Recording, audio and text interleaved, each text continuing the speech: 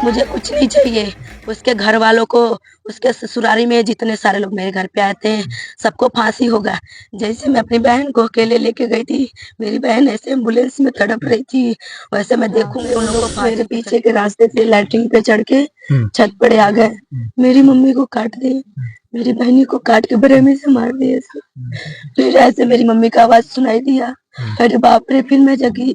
फिर मैं बोली मम्मी का हुआ। फिर मेरा दरवाजा बंद कर दिया। कोनो कम कर घर खानदान के कोनो के हम छोड़म ना संजवा के मेरा रू। फिर मैं अंदर से उसे बंद कर ली। फिर दोनों हाथ से दरवाजे पे लगाई थी ताकि वो लोग धक्का मार के अंदर ना आए। फिर ऐसे मुक्के से मार के, पता नहीं किसी से मार के, मेरा महीना पहले मेरी मम्मी को तीर मुहानी के रास्ते में बहुत मार मारा था। मेरी मम्मी उसके पे पुलिस केस हमारी मम्मी का काटा था। कितने लोगों की आवाज लगभग सुनाई दी होगी रात में? बहुत सारे लोग का आवाज, 5-6 लोग का, और उसमें से मैं 2 लोग का आवाज पहचानती हूँ। एक संजय का और एक सरजू का। संजय और सरजू? हाँ। यह एक ही गांव के एक ही घर के हैं। संजय सरजू का बेटा है। बीती रात में मैं बता दूं कि गोरखपुर में एक ऐसी दर्दनाक घटना देखने को मिलती है कि उस घटना से मैं बता दूं कि जिला ही नहीं पूरा प्रदेश जो है आज हिल चुका है। क्या है पूरा मामला, उस पूरे मामले के तह तक हम जाएंगे और इस समझने का प्रयास करेंगे कि आखिर इस डबल मर्डर के पीछे की आखिर असल वजह क्या है। जय हिंद, आप देखना शुरू कर दिए हैं एबीसी हिंदुस्तान और मैं हूं कुमार बबलू। तो साथियों बता दें कि गोरखपुर जिले का एक थाना लगता है जिसका नाम है चौरी चौरा। चौरी चौरा थाने का ही एक कस्बा है शिवपुर। शिवपुर का एक चकदा ये गांव है जहां पे बीती रात में मैं बता दूं डबल मर्डर को जो है अंजाम दिया गया।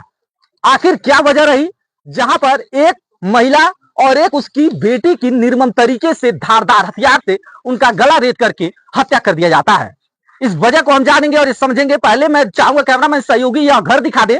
यह वही घर है जहां पे बीती रात में मैं बता दूं कि यह बड़ी वारदात को जो है अंजाम दिया गया। आप तस्वीरों में देख सकते हैं। थोड़ा सा कैमरामैन सहयोगी से चाहेंगे कि अंदर तक की वो तस्वीरें दिखाए, वो खौफनाक तस्वीरें, वो सुबह का मंजर, वो रात का मंजर कैसा रहा होगा जब लोग जो है अभी सुबह आंख नहीं खोले थे, तभी जो है इतनी बड़ी दर्दनाक घटना इस गांव में देखने को मिली। आप देख पा रहे हैं कि यहाँ पे तमाम गांव के जो लोग हैं वो इकट्ठा है। उनसे हम बातचीत करेंगे, घर के परिजनों से बातचीत करेंगे कि आखिर क्या वजह थी जो इतनी बड़ी घटना को अंजाम दिया गया। आप देख पा रहे हैं कि उनकी यह बेटी है जो उस रात जो है इसी घर में मौजूद थी जब यह घटना कारित किया गया। क्या नाम होगा आपका? क्या कुछ पूरा मामला है, थोड़ा बताइए। रात में क्या हुआ था? रात में वो लोग मेरे पीछे के रास्ते से लैट्रिन पे चढ़ के छत पे आ गए। मेरी मम्मी को काट दिए, मेरी बहनी को काट के बरेमी से मार दिए। फिर ऐसे मेरी मम्मी का आवाज सुनाई दिया। अरे बाप रे, फिर मैं जगी। फिर मैं बोली मम्मी का हुआ। फिर मेरा दरवाजा बंद कर दिया सब। फिर मैं चिल्लाने लगी। फिर उसमें से बोल रहा है संजय, हम ओके देखा था नहीं, तू ओके देखा। कौन है यह संजय? संजय यहाँ का कुटदार है। अच्छा, इसी गांव का? उसके पूरे घर वाले आए थे मेरे घर पे, मेरी मम्मी को कर दिए। संजय था, सरजू था, संजय का ससुरारी के लोग थे। मेरी मम्मी को ऐसे। यह रात की कितने बजे की घटना है? रात के 1 बजे। 1 बजे की घटना है। हाँ। तो वो लोग घर के पीछे के दरवाजे से जो है घर में एंट्री करते हैं? नहीं, पीछे के लैट्रिन पे चढ़ के फिर छत पे आए थे सब। फिर आके फिर मेरी मम्मी को काट दी एक बार में। मेरी मम्मी बोली अरे बाप करके बोली। फिर मैं उठी, फिर मैं बोली मम्मी मम्मी।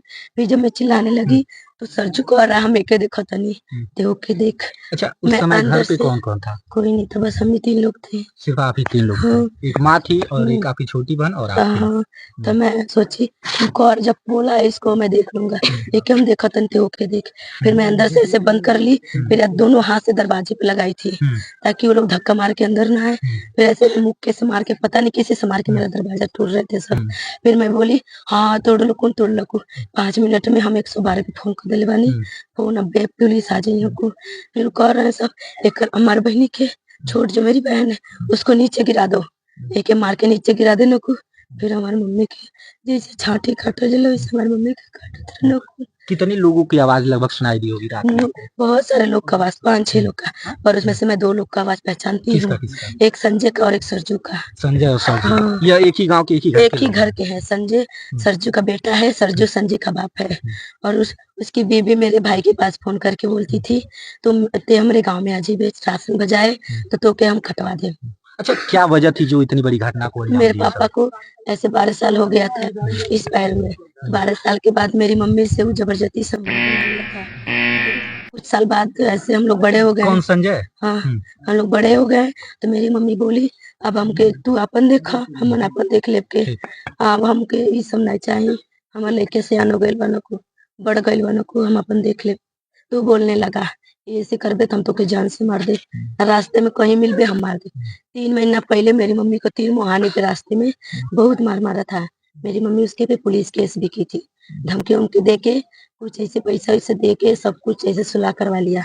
मेरी मम्मी बोल रही थी तुमको हम बिछिया जेल भेजेंगे, लेकिन वो बोला सुलह करवा के गांव में सबसे बोल रहा था मेरा कोई कुछ नहीं कर पाएगा, हम चाहो तो सगरीन के काट दे।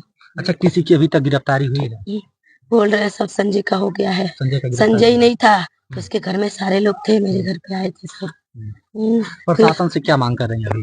मैं ये बोलूंगी उन सबको फांसी चाहिए, मुझे कुछ नहीं चाहिए।